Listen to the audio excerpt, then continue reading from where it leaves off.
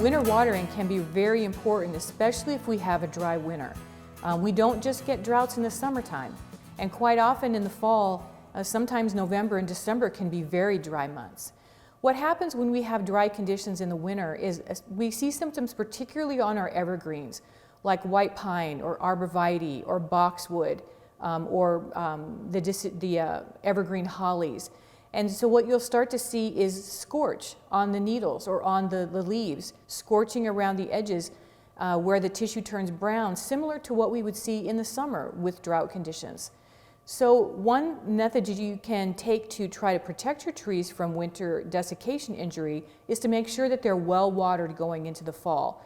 So good deep soakings where you're moistening the top 12 to 18 inches of the soil, and focus on the area from the trunk to the edge of the widest branch, the whole drip line of the tree.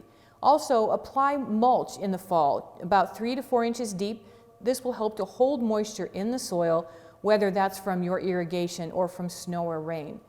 If we have periods in the winter with no rain or no snow precipitation and the ground is not frozen, then you can still water.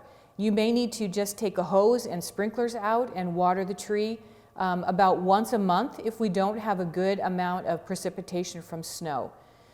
Those would be very important things to keep in mind if we have dry conditions this winter.